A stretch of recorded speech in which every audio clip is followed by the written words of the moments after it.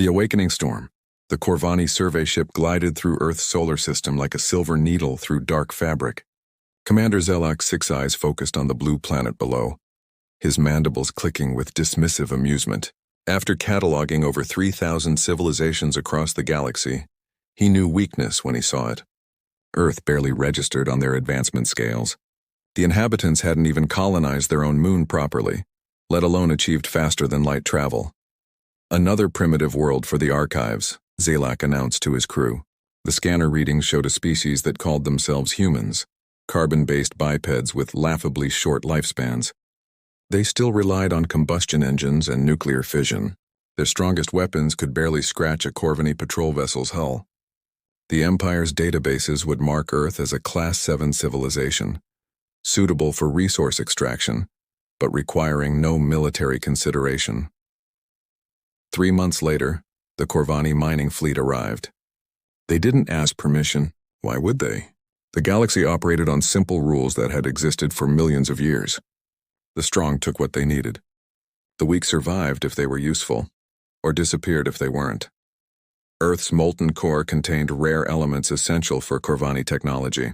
The humans would be relocated to reservation zones, their cities dismantled for processing.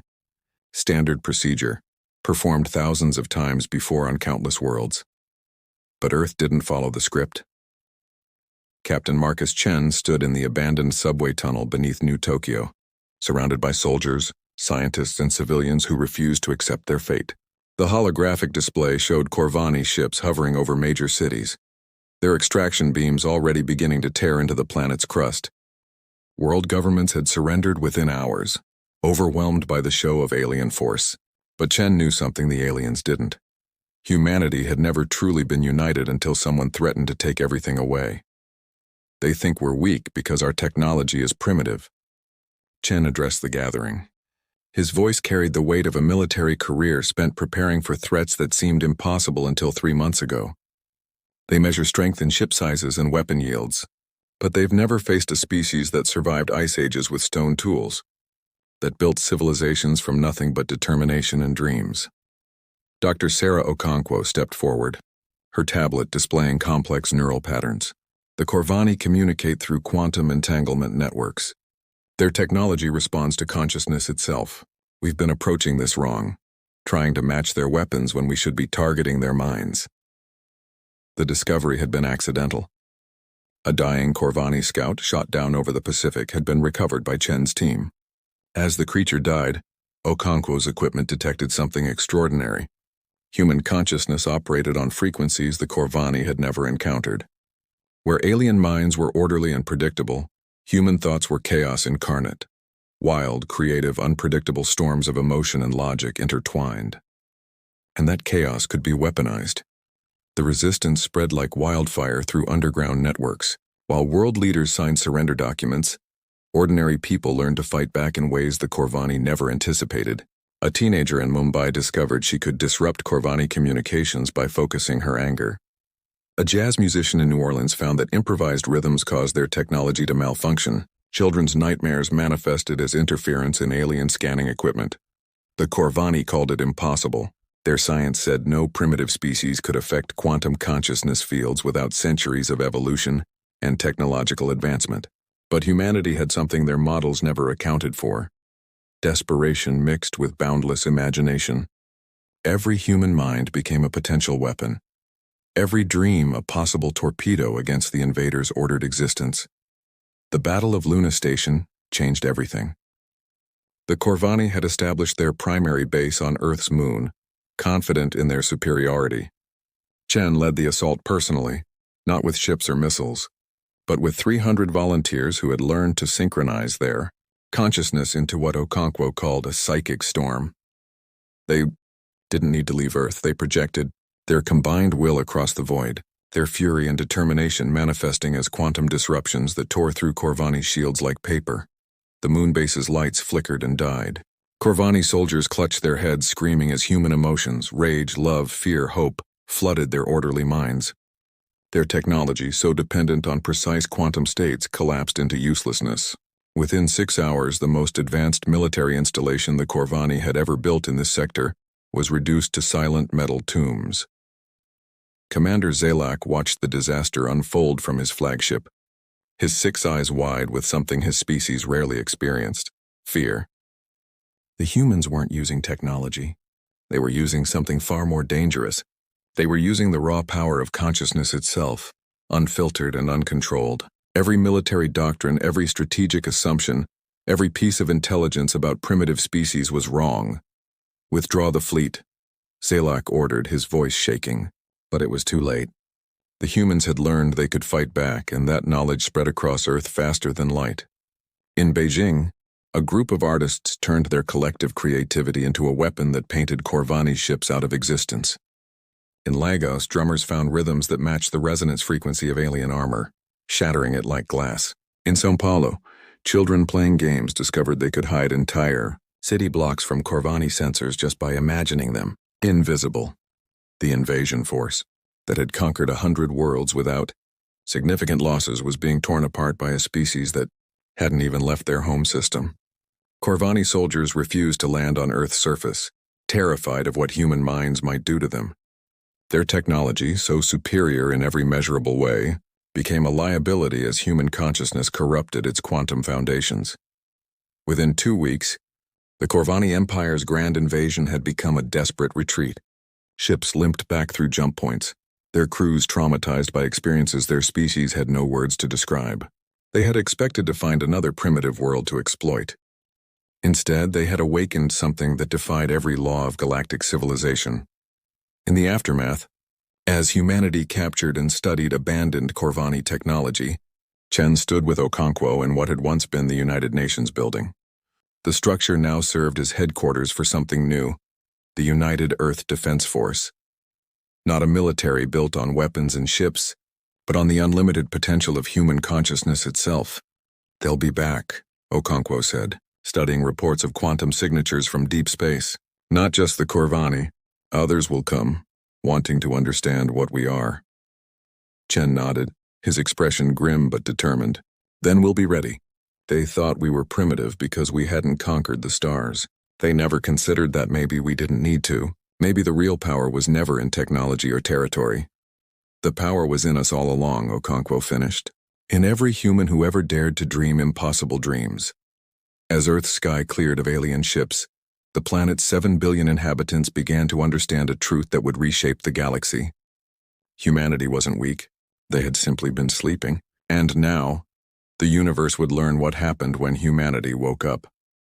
The recordings from the Battle of Luna Station spread through galactic communication networks faster than any government could suppress them. Ancient empires that had ruled for eons watched in shock as a pre-FTL species demonstrated abilities that violated everything they believed possible. The Corvani Empire's reputation, built on 10,000 years of dominance, crumbled overnight. But more importantly, on 1,000 enslaved worlds, oppressed species watched those same recordings and began to wonder, if humans could do this, what were they themselves capable of? The revolution hadn't just freed Earth, it had planted seeds of rebellion across the galaxy. The thunder unleashed. The Galactic Council convened an emergency session for the first time in 3 millennia. Representatives from 47 sovereign star nations gathered in the neutral zone of the celestial nexus, their forms varying from crystalline entities to gaseous consciousnesses. The topic that brought them together defied every protocol and precedent in their vast archives. A primitive species had defeated a council member nation without possessing faster-than-light travel. Ambassador Threx of the Vorthan hegemony spread his 4 wings in agitation. The humans must be contained immediately. If this consciousness manipulation spreads, it will destabilize everything we've built over millions of years. The Etherian delegate, a being of pure energy, pulsed with disagreement. "Perhaps it's time we questioned what we've built. The Corvani invaded without provocation. The humans merely defended themselves. But fear dominated reason in the council chambers. The established order of the galaxy relied on technological superiority determining dominance. If consciousness itself could be weaponized by any species regardless of their development level, then every power structure would crumble." The vote was unanimous except for 3 abstentions. Humanity would be quarantined, studied, and if necessary, eliminated. The combined fleet that assembled around Earth 2 months later was the largest military force ever gathered in galactic history. 600,000 ships from 24 species, each armed with weapons that could crack planets like eggs. They established a blockade at the edge of Earth's solar system, confident that primitive humans couldn't possibly breach their combined might. Dr. Sarah Okonkwo observed the armada through captured Corvani sensors, her fingers dancing across holographic displays in humanity's new command center, buried deep beneath Mount Everest. The past months had been a whirlwind of discovery and adaptation. Every piece of alien technology they recovered taught them more about the galaxy they were facing. But more importantly, it taught them about themselves. They're using quantum barriers, she reported to the assembled leadership, designed specifically to block consciousness projection. They learned from the Corvani's mistakes. General Chen, recently promoted to lead humanity's defense, studied the tactical display. Then we don't project. We do something they won't expect. He turned to the newest member of their council, a 12-year-old girl named Maya, who had demonstrated unprecedented ability to interface with alien technology through pure intuition. Maya, what do you see when you look at their fleet? The girl closed her eyes, her mind reaching out in ways that made seasoned scientists uncomfortable. They're afraid, she said simply. All that metal and energy, but inside they're terrified of us, of what we represent. Fear makes people stupid, Chen observed, and stupid enemies make mistakes. The plan they hatched was audacious beyond belief. Instead of trying to break through the blockade, humanity would invite it closer. They broadcasted a message of surrender, offering to share the secret of consciousness manipulation in exchange for freedom. The bait was too tempting for the Alliance to resist.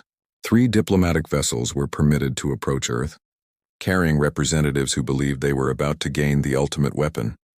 What they didn't know was that every human on Earth had spent the past 2 months training. Not in weapons or tactics, but in dreams. Okonkwo had discovered that human consciousness was most powerful when unconscious, when the rational mind stopped limiting what was possible. 8 billion people learned to share dreams, to create a collective unconscious that transcended individual limitations. When the alien diplomats landed in what had been New York City, they found humanity's representatives waiting, not soldiers or politicians, but artists, musicians, writers, and dreamers. The meeting was broadcast to every screen on Earth, every human watching, waiting for the signal. Chen stood before the alien delegates, his voice calm. You came here believing you could contain us, that you could study us like specimens and steal our power, but you've made the same mistake the Corvani made.